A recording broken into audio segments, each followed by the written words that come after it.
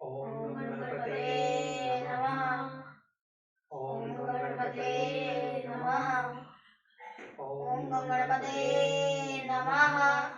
ओम भूर्भुवस्वः तत्सवितुर्वरेण्यं भर्गो देवस्य धीमहि धियो यो नः प्रचोदयात्। ओम भूर्भुवस्वः तत्सवितुर्वरेण्यं भर्गो देवस्य धीमहि धियो यो नः प्रचोदयात्। ओम भूर्भुवस्वः तस्य विदुर्वरेण्यं भर्गो देवस्य धीमहि धियो यो नः प्रचोदयात्।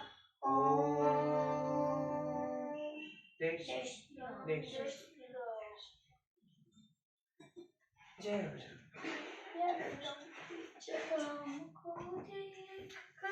श्री जगन्नंदनी बाग में जा खड़ी की खड़ी है गई राम तेरी एकनो चत्वारिंचः सर्वे। राजा दशरथ का विलाप, उनकी आज्ञा से सुमंत्र का राम के लिए रथ जोत कर लाना, कोषाध्यक्ष का सीता को बहुमूल्य वस्त्र और आभूषण देना, कौशल्या का सीता को पति सेवा का उपदेश, सीता के द्वारा उसकी स्वीकृति तथा श्री राम का अपनी माता से पिता के प्रति दोष दृष्टि न रखने का अनुरोध करके अन्य माताओं से भी विदा मांगना। रामस्य तु वचः श्रुत्वा मुनिवेशधरं च तमः समीक्षय सह भार्या भी राजा विगत चेतनम। श्री राम की बात सुनकर और उन्हें मुनिवेश धारण किए देख स्त्रियों सहित राजा दशरथ शोक से अचेत हो गए। नैनम दुखेन संतप्त प्रत्यवेक्षत राघवन न चेनम भिस्सप्रेक्ष्य प्रत्यभाषत दुर्मिना। दुख से संतप्त होने के कारण वे श्री राम की ओर भर आंखें देख भी न सके और देखकर भी मन में दुख होने के कारण उन्हें कुछ उत्तर न दे सके।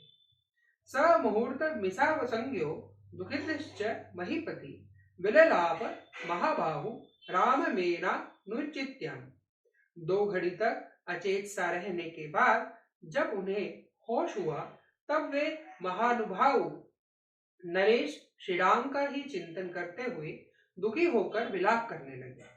मन्ये खलु मया पूर्वं विवत्सा भव कृता प्राणिनो हिंसिता वापि तन्मह मिदुपस्ते। मालूम होता है कि मैंने पूर्व जन्म में अवश्य ही बहुत सी गौओं का उनके बछड़ों से विछोह कराया है अथवा अनेक प्राणियों की हिंसा की है। इसी से आज मेरे ऊपर यह संकट आ पड़ा है। न त्वेवं नागते काले देहाच्चवति जीवितम कैकय्या किल्हेश मानस्व मृत्युयुम न विद्यते। समय पूरा हुए बिना किसी के शरीर से प्राण नहीं निकलते, तभी तो कैकेयी के द्वारा इतना क्लेश पाने पर भी मेरी मृत्यु नहीं हो रही है। योहम पावक का संकाश पश्यामि पुरतः स्थितम विहाय वसने सूक्ष्मे तपसः मातच्चम। ओह, अपने अग्नि के समान तेजस्वी पुत्र को महीन वस्त्र त्याग कर तपस्वियों के से वल्कल वस्त्र धारण किए सामने खड़ा हुआ देख रहा हूँ, फिर भी मेरे प्राण नहीं निकलते हैं। एकच्चया खलु कैकेय्या कृतेः खिद्यते जनः स्वार्थे प्रत्यमानाय संक्षिप्य निकृतम द्विमानम। इस वरदान रूप षटता का आश्रय लेकर अपने स्वार्थ साधन के प्रयत्न में लगी हुई एकमात्र कैकेयी के कारण ये सब लोग महान कष्ट में पड़ गए हैं।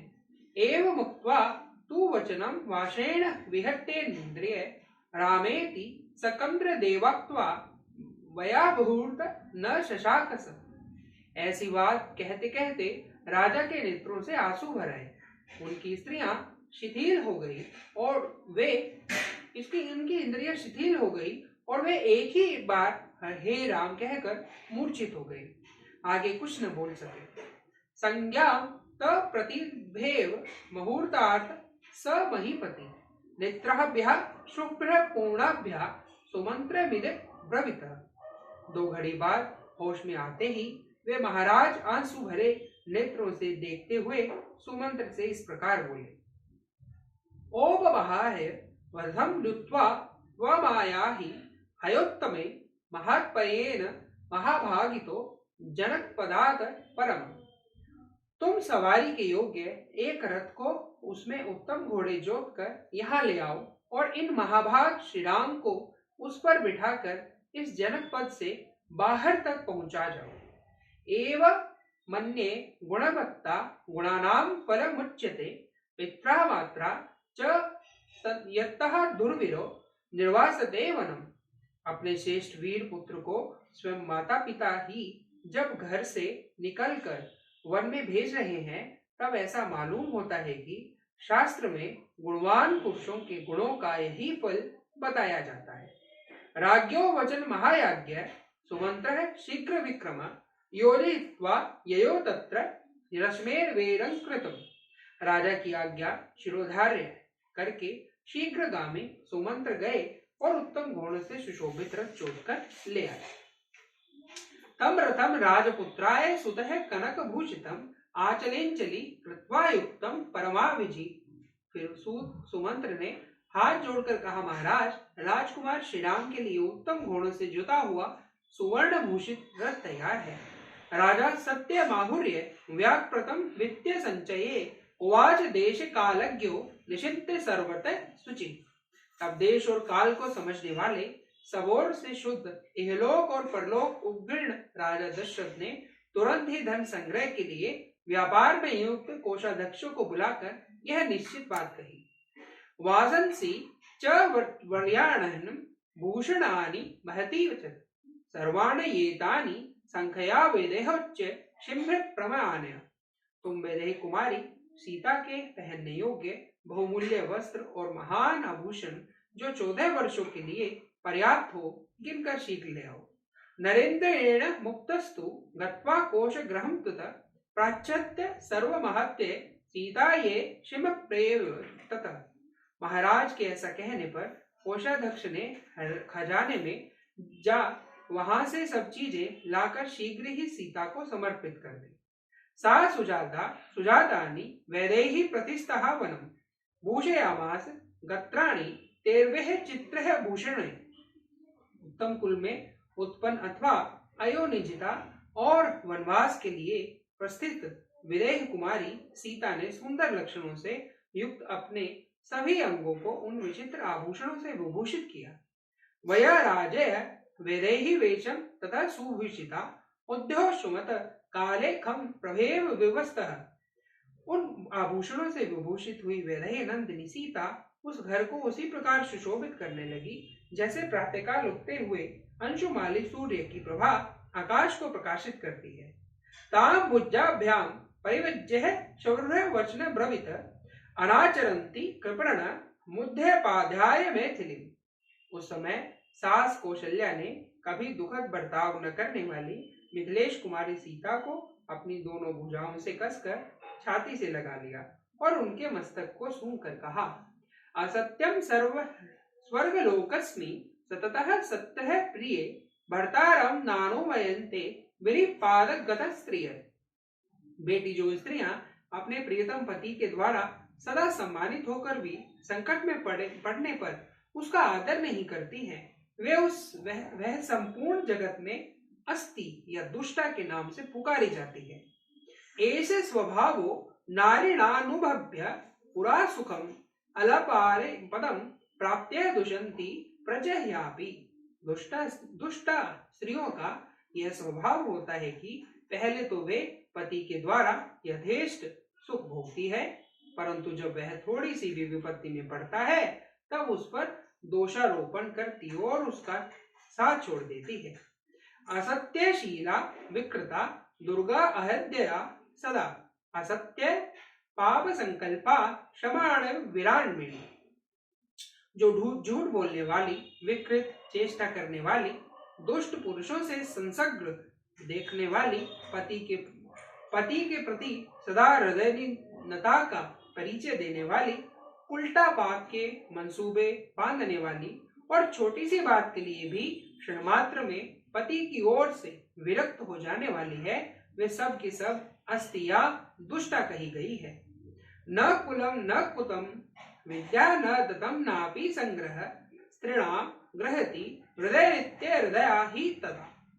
उत्तम कुल, किया हुआ उपकार, विद्या, भूषण आदि का दान और संग्रह, पति के द्वारा स्नेहपूर्ण अपनाया जाना, यह सब कुछ दुष्टा स्त्रियों के हृदय को नहीं वश में कर पाता है, क्योंकि उनका चित्त अव्यवस्थित होता है। साध्वीनाम तु स्थितानाम तु शीले सत्ये श्रुते स्थिते स्त्रीणाम पवित्रम परम पतिरेको विशिष्यते। इसके विपरीत जो सत्य, सदाचार, शास्त्रों की आज्ञा और कुलोचित मर्यादा में स्थित रहती है, उन साध्वी स्त्रियों के लिए एकमात्र पति ही परम पवित्र एवं सर्वश्रेष्ठ देवता है। सतव्या नावतव्यम पुत्रम प्रवाजितो वनम त्वदेशत समेह निर्धन सदो अपि वा। इसलिए तुम मेरे पुत्र श्रीराम का, जिन्हें वनवास की आज्ञा मिली है, कभी अनादर न करना। वे निर्धन हो या धनी, तुम्हारे लिए देवता के तुल्य हैं। विज्ञाय वचनम सीता तस्य धर्मा संहितम कृत्वा वलिमावुचेदम श्वः मुखे स्थिता। सास के धर्म और अर्थ युक्त वचनों का तात्पर्य भली भांति समझकर उनके सामने खड़ी हुई सीता ने हाथ जोड़कर उनसे इस प्रकार कहा, करिष्येय सर्वमेहा मार्या यथा शुशास्ति माम अविज्ञास्मि यथा भूर्तुः वयम श्रुतम च समे। आर्य, आप मेरे लिए जो कुछ उपदेश दे रही हैं, मैं उसका पूर्ण रूप से पालन करूंगी। स्वामी के साथ कैसा बर्ताव करना चाहिए यह मुझे भलीभांति विदित है, क्योंकि इस विषय को मैंने पहले से ही सुना हुआ है। न मावसज्जे नार्या सम्मिन्युत महर्ति धर्माद विचलितुम नाहमलम चंद्रा दिव्य प्रभा। पूजनीय माता जी, आपको मुझे अस्ति स्त्रियों के समान नहीं मानना चाहिए, क्योंकि जैसे प्रभा चंद्रमा से दूर नहीं हो सकती, उसी प्रकार मैं पतिव्रत धर्म से विचलित नहीं हो सकती हूँ। नात्रंति वाद्यते वीणा नाचक्रो विद्यते रथ नापति सुखमेधेत या स्वायस्ति शतमातजा। जैसे बिना तार की वीणा नहीं बज सकती और बिना पहिए का रथ नहीं चल सकता है, उसी प्रकार नारी 100 बोटे की माता होने पर भी बिना पति की सुख के नहीं हो सकती। मिदम ददादि हि पिता मितं भ्राता मितं सुतः अमित्यश्च तु दातारं भर्तारं का न पूज्येत। पिता, भ्राता और पुत्र ये परिमित सुख प्रदान करते हैं, परंतु पति अपरिमित सुख का दाता है। उसकी सेवा से इहलोक और परलोक दोनों में कल्याण होता है। अतः ऐसी कौन सी स्त्री है जो अपने पति का सत्कार नहीं करेगी। साहमेवं गता श्रेष्ठः श्रुत्वा धर्म परावरा आर्ये किमन्यवन्ये स्त्रिया भर्ता ही देवतम। आर्य, मैंने श्रेष्ठ स्त्रियों, माता आदि के मुख से नारी के सामान्य और विशेष धर्मों का श्रवण किया है। इस प्रकार पतिव्रत्य का महत्व जानकर भी मैं पति का क्यों अपमान करूंगी? मैं जानती हूं कि पति ही स्त्री का देवता है। स्त्रिया वचनम श्रुत्वा कौशल्या हृदय मंगम शुद्धस्त्वा मुमोक्षाक्षु सहसा दुख हर्षजम। सीता का यह मनोहर वचन सुनकर शुद्ध अंतःकरण वाली देवी कौशल्या के नेत्रों से सहसा दुख और हर्ष के आंसू बहने लगे। ताम प्रांजलिश्च प्रेक्ष्य मात्र मध्य सलिकृताम राम परवा धर्मात्मा मात्रम वाक्य ब्रवीत। तब परम धर्मात्मा श्री राम ने माताओं के बीच में अत्यंत सम्मानित होकर खड़ी हुई माता कौशल्या की ओर देखा और हाथ जोड़कर कहा, अम्बवा दुखिता भूत्वा पश्येतेव पितरम मम शयोमपि वनवासये क्षिप्रमेव भविष्यति। माँ, इन्हीं के कारण मेरे पुत्र का वनवास हुआ है, ऐसा समझकर तुम मेरे पिताजी की ओर दुखित होकर न देखना। वनवास की अवधि भी शीघ्र ही समाप्त हो जाएगी। सुत्यहस्ते गमिष्यन्ति नववर्षाणि पंचच समग्रहमेव संप्राप्ते माशद्दश्यति सुहृदवर्तम। ये 14 वर्ष तो तुम्हारे सोते सोते निकल जाएंगे।